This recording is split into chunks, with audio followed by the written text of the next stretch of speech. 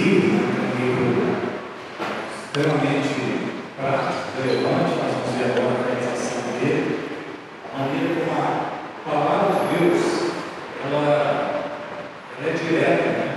Ela é verdadeira, e às vezes a gente pode até não gostar daquilo que está sendo dito. Mas uma coisa não é possível, falar que é mentira, falar que não é verdade, porque quando Deus fala, Ele sabe muito bem o que Ele está falando, e essa palavra é espírito e vida, e ela é como se fosse uma espada cortante de dois gumes, que tanto pode fazer uma cirurgia positiva, no sentido de tirar as nossas vidas aquilo que não presta, mas também se nós nos virarmos com a palavra de Deus, é essa palavra também que vai nos condenar. Uma coisa é quando nós não sabemos das coisas, outra coisa é quando nós sabemos. E somente a palavra, sem o Espírito de Deus, também nós não temos possibilidade, nós temos até consciência da verdade, mas não existe nas nossas vidas o poder, capacidade de colocar em prática, né, essa palavra.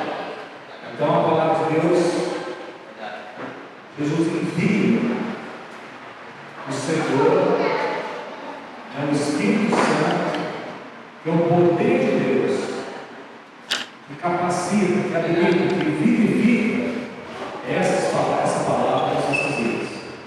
Tiago, capítulo 5, começa com uma palavra muito direta. Nós vemos como que Deus ele não muda aquilo, ele fala a verdade, e ele não diminui, ele não se intimida com coisa boa.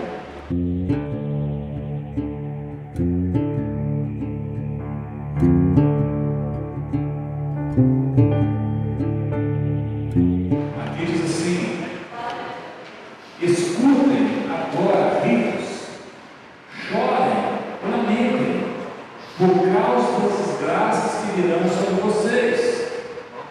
As suas riquezas apodreceram e as suas roupas foram comidas pelas traças.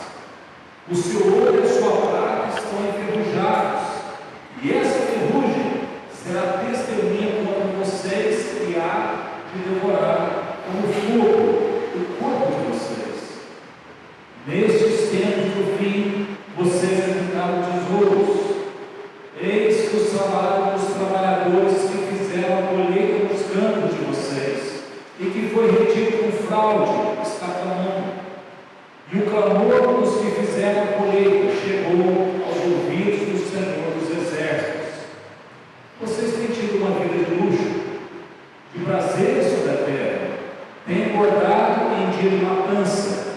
Vocês têm condenado e matado o justo, sem que ele ofereça resistência. É poderoso a gente ver a maneira como a palavra nos é apresentada, né? Porque a primeiro momento pode parecer que Deus está contra os ricos, mas como nós vemos o texto todo, ele está falando, né, contra aqueles que se enriqueceram de maneira injusta, de maneira ilícita, daqueles que torceram, daqueles que retiveram, daqueles que foram espertos no sentido de não pagar o que é justo aos seus trabalhadores. Aqui ele fala: o salário dos trabalhadores, dos ceifeiros que ceifaram os vossos campos. Ele pega como exemplo aqui o agricultor, um latifundiário, né, um grande fazendeiro, e que vocês retiveram esse salário com fraude. E aqui parece uma coisa até que meio que assombrada, porque diz que esse salário, ele está clamando. Aqui mostra um segredo que às vezes a gente não percebe, porque quando a gente vê injustiça, nós somos tentados a deixar o caminho da justiça e abrirmos mão da nossa integridade, enveredarmos no caminho da injustiça, porque a gente vê os injustos prosperando. E aqui diz que isso não vai ficar sem um acerto. Que os salários dos trabalhadores que foi retido por fraude, pelos patrões, né, pelos ricos. Esse salário subiu até o Senhor dos Exércitos. E aí fala que por conta disso, né, eles deveriam era chorar e lamentar, e não ficar achando que estava tudo bem. E eles tinham de lamentar por causa das desgraças que viriam sobre eles, porque as riquezas apodreceram. É uma promessa da palavra de Deus que as riquezas adquiridas de maneira desordenada, fruto de fraude, essas riquezas elas não têm consistência. Elas apodreceram e as suas roupas foram comidas pelas traças. Ouro e prata estão enferrujados. E essa ferrugem é uma testemunha contra esses espertalhões, contra essas pessoas que acham que a injustiça fica sem paga. E essa testemunha será contra eles e irá devorar como fogo o corpo dessa gente. E aí ele fala uma coisa bem interessante: nesses tempos do fim, vocês ajuntaram tesouros. E aí fala que foi na base do fraude, foi na base do roubo, tá? E que o clamor da injustiça chegou até nos ouvidos de Deus. É interessante que vira e mexe a gente ouve a mesma coisa na Bíblia. Tem gente que acha que a Bíblia fala muitas coisas diferentes, ela não fala. Ela fala poucas coisas de muitas maneiras diferentes.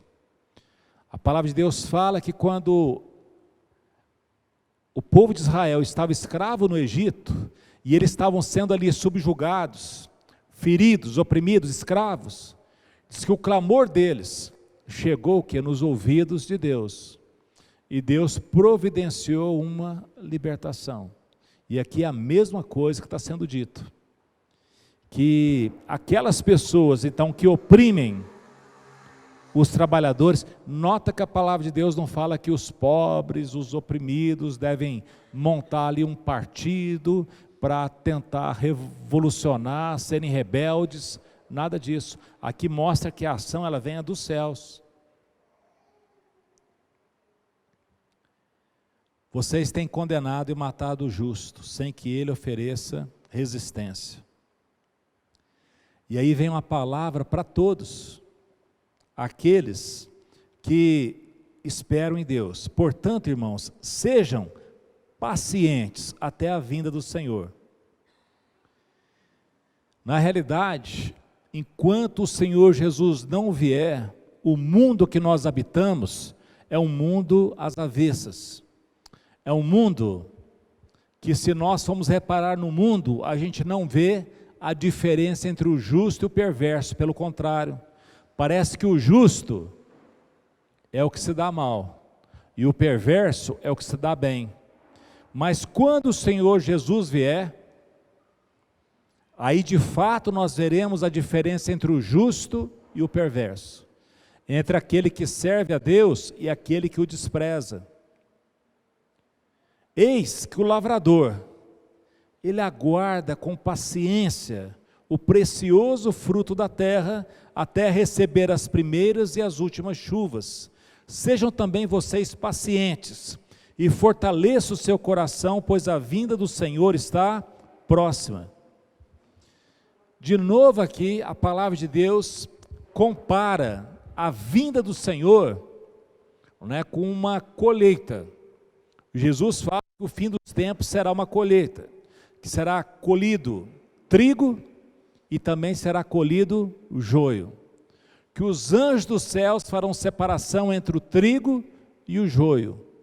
E Jesus havia dito antes que nós aqui não temos que separar o trigo do joio, porque nós não temos nem discernimento do que é trigo e o que é joio. E se nós passarmos a tentar separar, nós corremos o risco de arrancar trigo juntamente com joio. Então cada um tem a sua função.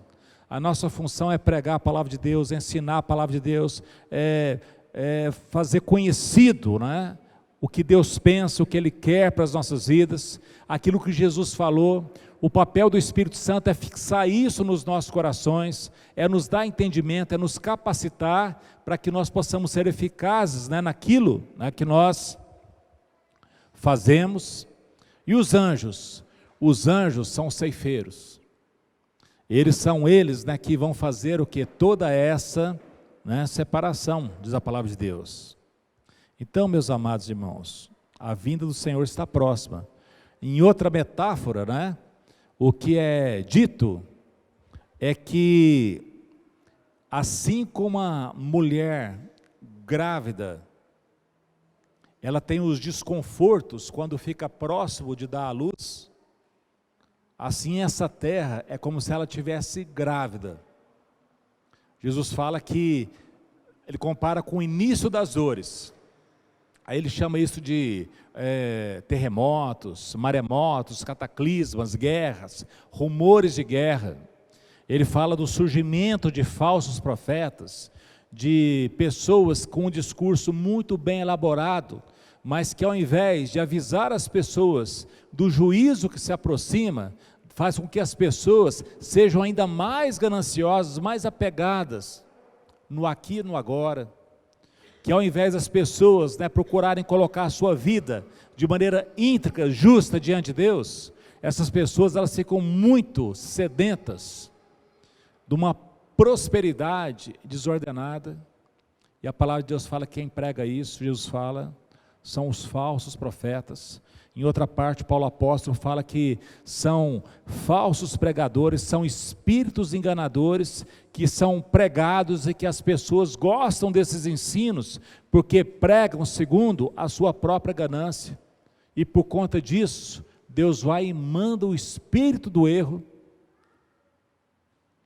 mas que os sóbrios, né, os justos, né, os cristãos, aqui eles vão ver a diferença, e eles vão procurar se apegar naquilo que é a palavra fiel, e que diz respeito que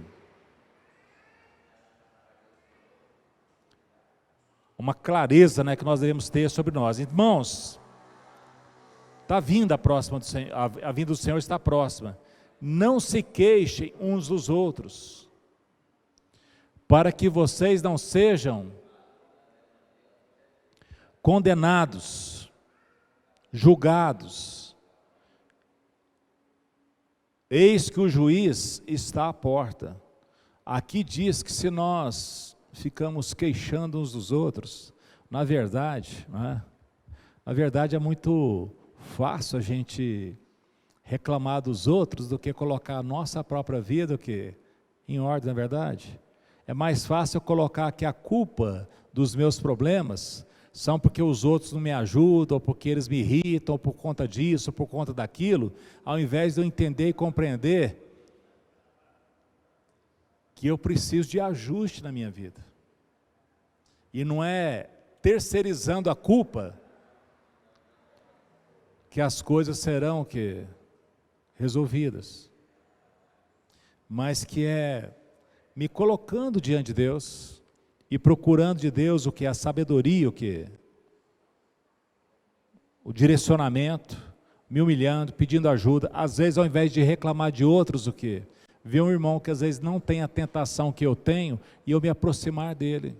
O ambiente da igreja não pode ser um ambiente de um ficar enfiando na vida do outro, e criticando o outro, e falando como que o outro faz, o que deixa de fazer, né, que jeito que veste ou deixa de vestir. Não é isso o ambiente da igreja. Aonde o Espírito Santo de Deus está, aí nós temos o que? Liberdade. Nós somos dados a nos ajudar, e não a nos importunar. E o bom é quando nós pedimos ajuda. Eu estou batendo com uma dificuldade na minha vida, que eu não saio. Na igreja eu sei que tem gente que não tem aquela dificuldade. Então não é no sentido de eu me tornar um parasita, não é nada disso. Mas é de eu aprender segredos. O que o irmão enxergou que eu não enxerguei? E me deixar me humilhar, no sentido de ser acompanhado até que eu consiga vencer aquilo que a gente sabe que é uma não conformidade nossa na presença do nosso Deus. Irmãos, sejam pacientes. O juiz está à porta. Irmãos, tomem como exemplo o sofrimento e de paciência, como exemplo de sofrimento e de paciência, os profetas, que falaram em nome do Senhor. Eis que consideramos felizes os que foram perseverantes. A gente é tão abençoado pelos profetas, mas a gente não analisa como que foi a vida dos profetas, as dificuldades que eles vivenciaram.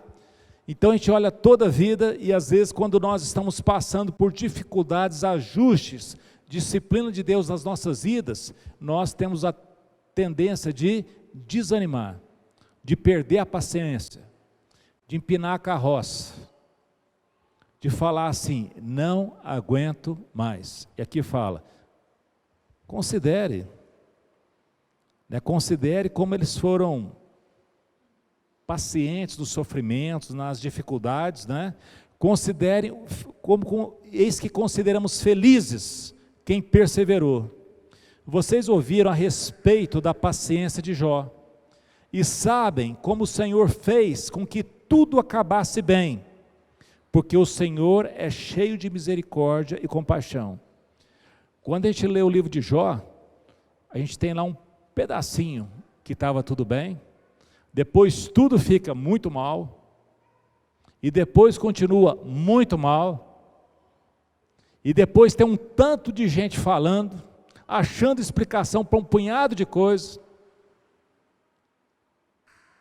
mas de repente, o Jó, ele se coloca diante de Deus, e ele fala, abre o coração, e ele fica tão nervoso, que ele assim, não amaldiçoa Deus, mas fala assim, maldito foi o dia que eu nasci, maldito aquele camarada que foi lá falar para o meu pai, que ele tinha tido um filho varão, um filho homem. Ele começa assim, tipo assim, era melhor que eu não existisse, e vai falando, até Deus fala assim para Jó, Jó, você quer conversar? Então vamos conversar, e a gente pensa assim, Deus vai falar, olha Jó, o seu sofrimento, Jó, é por conta disso, por conta daquilo. Deus não faz isso. Deus só fala assim, Jó, quem que você pensa que você é, para desandar a sua boca como você está falando? Jó, aonde que você estava quando eu criei a terra? Jó, aonde que você estava quando eu fiz a Úrsula Maior, que é uma constelação de estrela? Agora você vê o cara no sofrimento, e Deus falando lá, tipo assim, gente, o que eu quero saber das estrelas? Eu quero saber da minha situação. Não é assim que a gente fica? A gente quer falar, aqui a gente quer falar da gente. E de que Deus fala? De tudo. Fala que chamou cada estrela pelo nome. Na realidade fala aqui que uma coisa tem a ver com outra. O que Deus está falando assim, Jó, eu conheço você muito bem. E Deus resolve não contar para o Jó que toda aquela presepada que ele estava passando era porque havia uma disputa pela alma do Jó. O Todo-Poderoso e o Satanás estavam tendo o quê? Uma peleja. E Deus estava falando assim, Jó me serve, e o Satanás falava assim, conversa, serve nada, é só um interesseiro, só porque você cercou ele de coisas boas, e Deus fala, não, ele me serve, pode tirar as coisas, você vai ver que ele me serve, e o Satanás tira, e Jó continua servindo, e Deus fala para o Satanás, ele me serve, ele falou, não, é porque você não deixou mexer na saúde dele, porque se deixar mexer, ele vai te amaldiçoar. Falou, não vai não, ele me serve. Jó nunca ficou sabendo disso, a gente ficou sabendo, Jó não. E Deus vai isso que ele arrisca, tudo, a sua reputação na vida de Jó. E Jó é conhecido pela sua paciência. Não que Jó não teve esses momentos de maldito dia que eu nasci, mas Jó, ele não rompeu com Deus. Até a sua esposa falou assim, você é louco, Você fica aí nessa miséria, nessa dificuldade, e ainda fica aí cultuando a Deus, amaldiçoa a Deus e morre. E ele fala: mulher, você está doida, você está falando como uma louca. Deus deu, Deus tirou, bendito seja o nome do Senhor. O que ele está falando? O que ele está falando? Deus sabe das coisas, Ele é o meu Deus.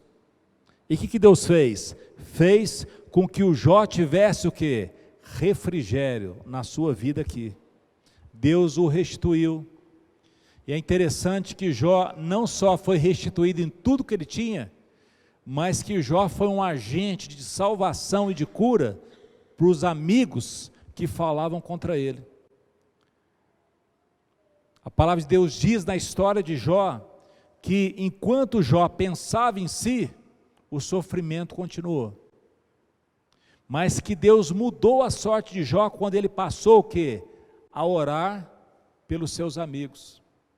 Ou seja, um homem totalmente destruído, aparentemente, um homem totalmente na pior. Ele não sabia o que estava acontecendo.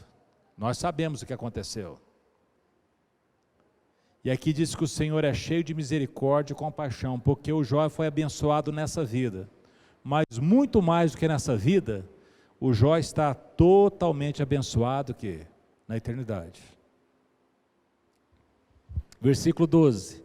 Acima de tudo, meus irmãos, não jurem, nem pelo céu, nem pela terra, nem por outra coisa qualquer, mas o sim de vocês seja um sim, e o não de vocês seja não, para que vocês não incorram em condenação. É tão curioso que às vezes a pessoa acha que a vida religiosa é uma vida de juramento, é uma vida assim de um sacrifício exacerbado, e a palavra de Deus mostra não, que é uma vida muito simples, é uma vida extremamente o que? Assertiva, sim, não é esse negócio de juro pela minha mãe, juro pelos meus filhos, juro não sei para quê, nada disso, é sim e não. Tem hora que a gente fala sim, e tem hora que a gente tem que falar não. Muitos irmãos têm problemas na vida, porque não sabem falar não. E nós devemos ser claros na nossa conduta, e tem vezes que a nossa palavra tem que ser não.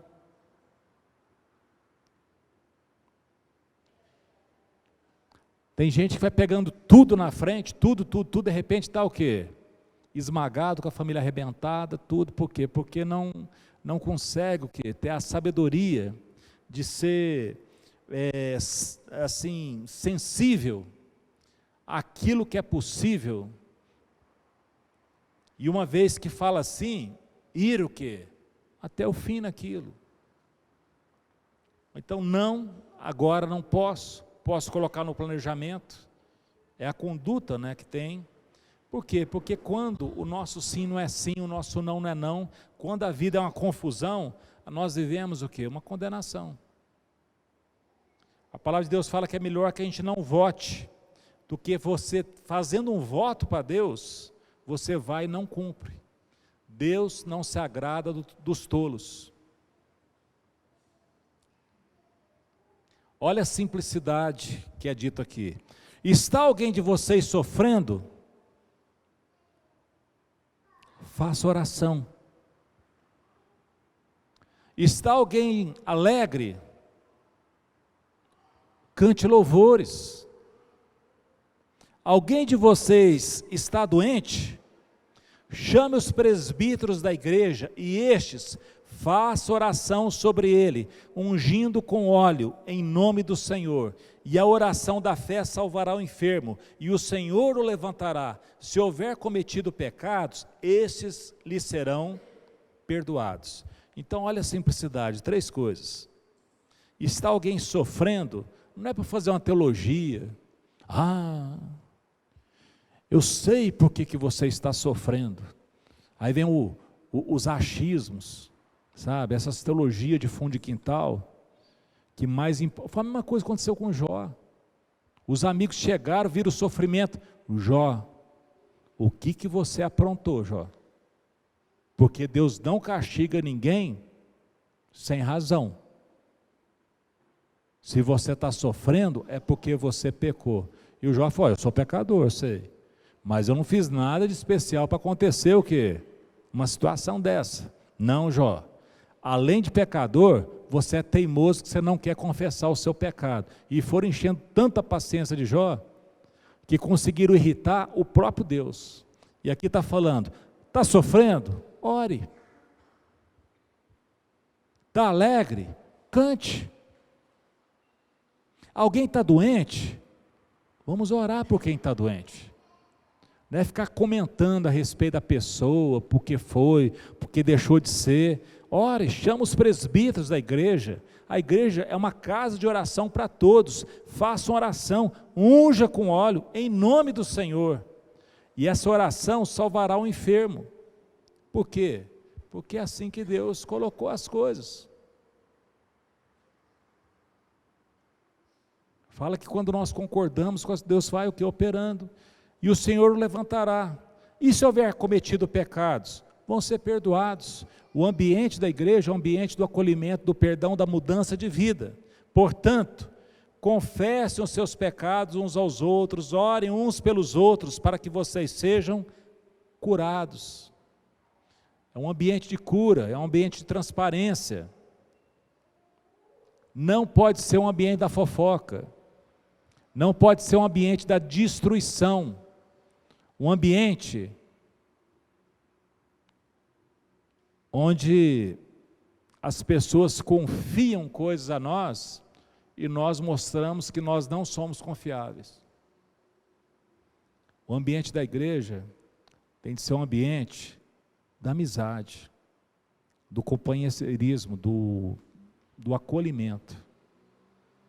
Não pode ser o ambiente da vaidade, o ambiente da aparência, o ambiente onde nós exibimos aquilo que nós não somos, onde nós queremos que as pessoas pensem de nós aquilo que às vezes nós até gostaríamos de ser, mas nós não somos. Tem de ser um ambiente onde haja o quê? A autenticidade. Se tem um lugar onde as pessoas nos conhecem, é no meio da nossa família. E o desejável é que a igreja seja esse ambiente, que as pessoas nos conheçam, as nossas virtudes, os nossos defeitos e principalmente a nossa inconformidade com os nossos defeitos. A maneira como nós estamos lutando para sermos aceitáveis a Deus e aceitáveis uns aos outros. Orem uns pelos outros para que vocês sejam curados. Então a confissão não é para virar um tumulto, mas é para que haja cura, para que haja oração. Quando eu confesso o meu pecado, o irmão fala, realmente existe uma fragilidade, né? Então na realidade, não é o pastor que é pastor, não é o presbítero que é presbítero, mas é Deus que reina aqui no nosso meio, que amou tanto o mundo, como foi lembrado aqui no início hoje da nossa ministração de louvor, amou tanto o mundo que enviou seu Filho Jesus, para a nossa salvação. É Ele que nos salva. A igreja ela não se salva sozinha.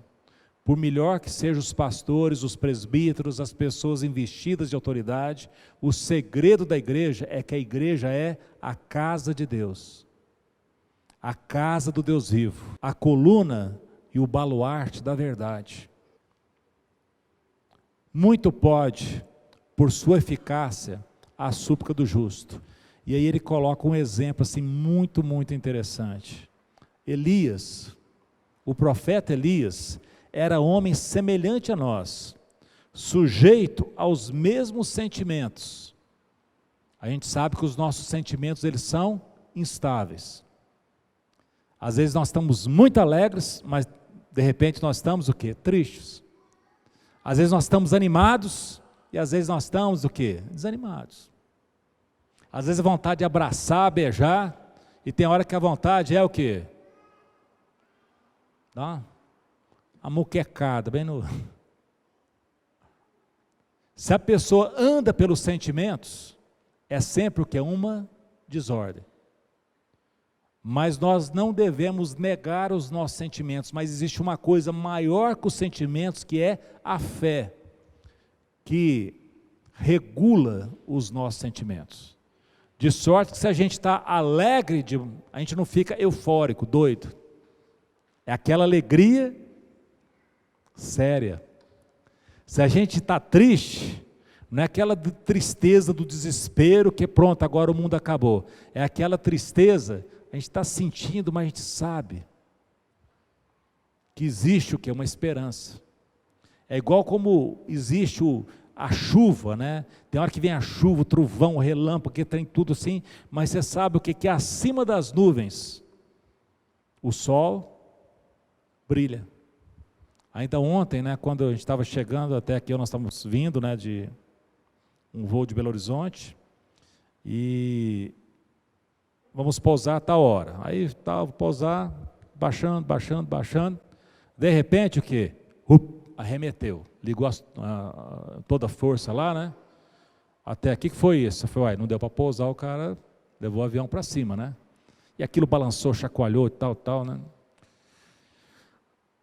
Até muito tensa, né, e tal. Só que de repente, ele atravessou as nuvens, e lá em cima estava tranquilo. É exatamente isso que acontece aqui na terra. Às vezes a gente, no meio da tempestade, a gente esquece que acima da tempestade está o quê? O sol. E às vezes, no meio das dificuldades nossas, nós esquecemos que acima de tudo está o sol da justiça, que brilha. O Deus, Ele é fiel, e aquilo que Ele prometeu, Ele vai cumprir nas nossas vidas. É disso que está falando. Elias era semelhante, do mesmo material. A gente lê lá na história que teve um tempo que Elias ficou muito amedrontado.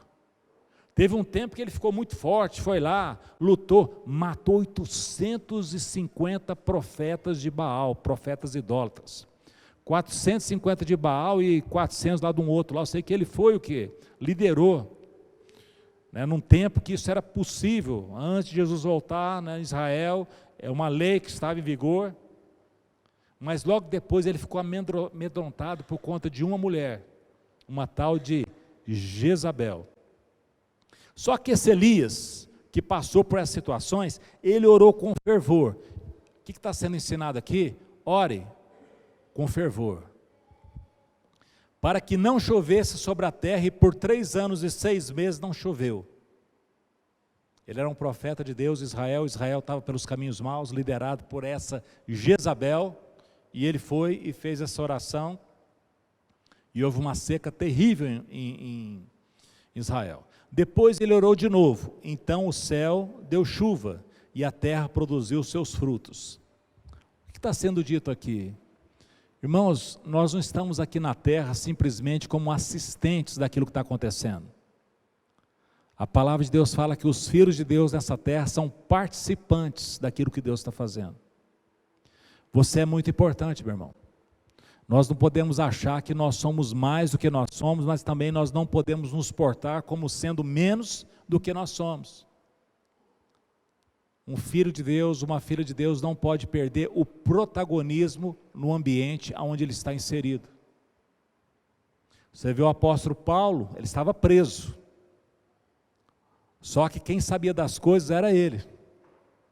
Quando veio a tempestade e o comandante, que estava até prendendo ele e outros, começou a tomar decisões, ele chegou e falou assim: não faça isso. Se você fizer isso, não vai escapar ninguém. E o cara olhou para ele e falou assim: esse cara sabe o que está falando. E ele começou a dar ordem, ele que era prisioneiro. E quando chegou em terra seca, salvando todo mundo estava impressionado com Paulo. E ele o quê? Ajudando, vão fazer fogueira, está frio, vão esquentar o povo. Aí uma víbora, uma cobra, foi lá o quê? Picou a mão dele. O pessoal falou, esse cara realmente ele é um condenado. Ele escapou do naufrágio, mas agora os poderes não deixam ele sobreviver. Sabe o que o Paulo fez? Chacoalhou e continuou o quê? Cuidando do que ele estava fazendo. E quando ele não morreu, o pessoal achou que o Paulo era até um deus. Nós não podemos perder o quê? O protagonismo. Se você está num lugar de muita confusão, ali você é o sal da terra e você é a luz do mundo. Você é a presença de Deus ali naquele lugar. Se você está num lugar onde as pessoas não sabem o que fazer, você tem de ter toda a dignidade, porque você é a pessoa certa para indicar ali o que deve ser feito. Os filhos de Deus são guiados pelo Espírito de Deus, e o Espírito de Deus confirma, através de sinais, maravilhas e prodígios, a presença e a palavra do próprio Deus. Meus irmãos, se alguém entre vocês se desviar da verdade, e alguém o converter, saiba que aquele que converte o pecador do seu caminho errado, salvará da morte a alma dele, e cobrirá uma multidão de pecados. Note que aqui não diz, olha, se alguém desviar da verdade, azar o dele. Nós que vemos alguém desviando da verdade, nós não podemos responder pela pessoa, mas nós devemos procurar o quê? Orientar, avisar, acolher. E se acontecer dessa pessoa se converter, se arrepender dos pecados, nós cumprimos muito bem o quê? O nosso papel.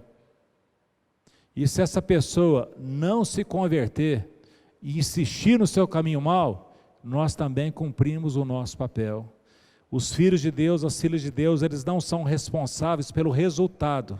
Nós somos responsáveis pelo empenho que nós temos, no sentido de que? De sermos testemunhas do Senhor Jesus. Amém, irmãos?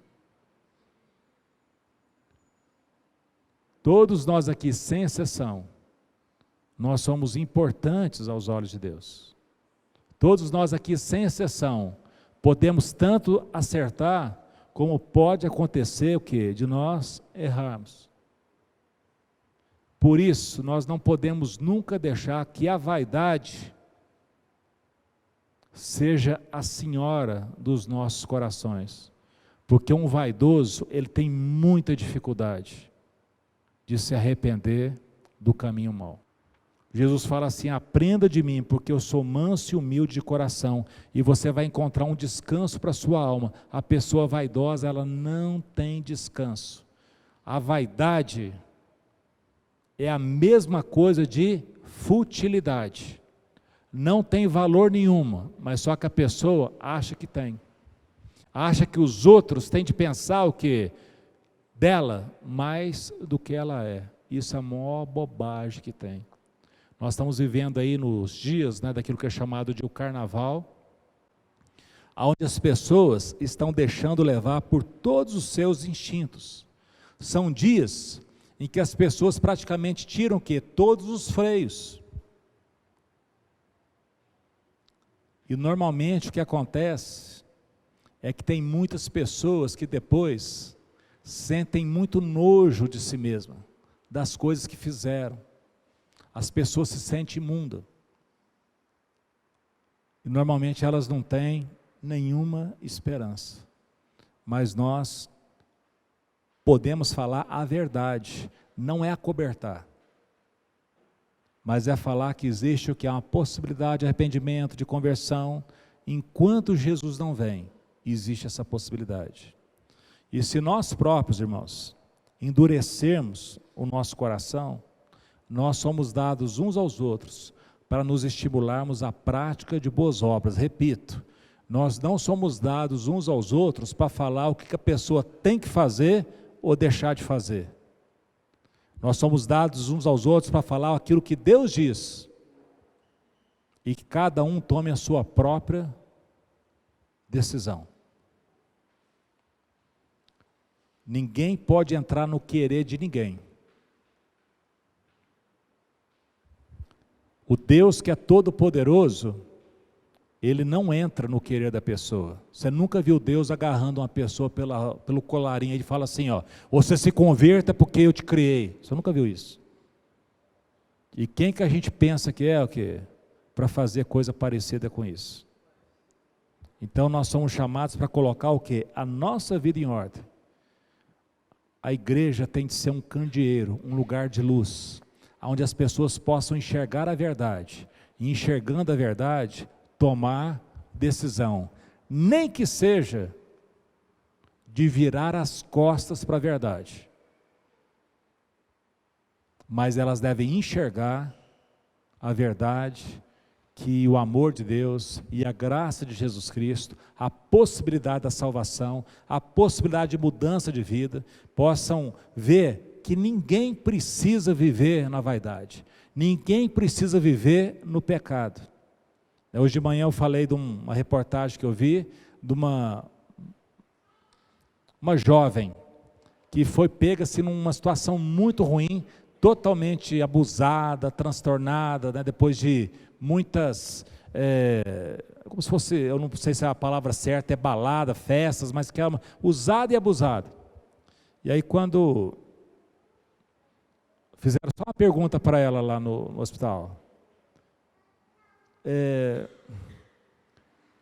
por que você está vivendo assim? Aí a resposta dela, mas eu posso viver de outra maneira? Ela está tão condicionada que ela achava que a única maneira que tinha de viver era o quê? Daquela maneira desenfreada. Mas pode viver de outra maneira? Você não precisa viver dessa maneira. E ela achando o quê? Porque está tão alucinada, tão cercada de más influências, más amizades, não tem família, ela acha que aquela é a maneira o quê? De viver. Não, você não precisa viver assim. Quem olhava falava assim, não, essa é uma perdida. E na realidade ela estava perdida, mas ela foi achada, ela só era ignorante a respeito da verdade. Podia ser que ela embrutecesse e falasse, não, é assim que eu quero viver, é diferente. Mas diante da pergunta que falou assim, por que você está vivendo assim? Por que você está acabando com a sua vida assim? Ué, mas tem outro jeito de viver? Eu posso viver de outra maneira? Ela não estava satisfeita com aquilo, mas ela não sabia que podia. Parece, na hora que eu escutei, eu falei, gente, mas isso parece surreal. Se alguém entre vocês se desviar da verdade, e alguém o converter, saibam que aquele que converte o pecador do seu caminho errado, salvará da morte a alma dele. Às vezes a gente pensa que no final Deus vai dar um jeito para tudo, não é verdade? Tem gente que acha que nem inferno existe. Que Deus é tão bom que vai dar um jeito que em todo mundo. Só que livro após livro fala da nossa necessidade de arrependimento, de mudança de vida, de escaparmos do juízo que vem sobre essa terra e cobrirá uma multidão de pecados. Meu irmão, minha irmã, que Deus possa nos abençoar. Que essa palavra possa entrar no nosso coração, possa ser o que move as nossas vidas. Você pode notar que muitas vezes a palavra de Deus, ela vem e parece que é uma utopia, e não é. Isso aqui é a verdade, e essa verdade tem de estar em nós. Nós devemos nos nutrir, nos alimentar, comer essa palavra. Nós estamos vivendo num tempo de muitas informações, da plenitude das informações, da tecnologia. Nós somos bombardeados dia e noite por várias informações, mas a Bíblia fala, acima de tudo que você deve guardar, guarde o seu coração, esconda no seu coração a palavra de Deus, medita, pega e lê devagarzinho, até que isso que seja a verdade no seu coração. Isso transforma a sua vida e também vai transformar as pessoas que vivem à volta de você. Aqui Deus não está contra o rico, mas está contra o roubo. Deus não está contra aqueles que têm estratégias, mas está contra aqueles que se aproveitam do mais fraco. E a Bíblia fala que essas pessoas, tudo que elas têm, está corroída por traça, por ferrugem, e vai passar. E que essa traça e a ferrugem depõe contra o proprietário. A Bíblia fala para nós termos paciência, lembrarmos dos profetas, lembrarmos de Jó. E a Bíblia fala para a gente simplificar. Está alegre? Cante. Está triste? Ore. Doente? Vamos fazer uma reunião de oração, chama os presbíteros. Vai orar e Deus vai salvar. A oração do justo pode muito. E orar, todos nós aqui podemos orar. A única pergunta é um justo orando ou é alguém falando? E para a gente ser justo, só tem uma maneira. É a gente receber no nosso coração o justo, que é o Senhor Jesus. Por isso que a palavra de Deus fala, Cristo em vós, a esperança da glória. Amém? Que Deus possa nos abençoar.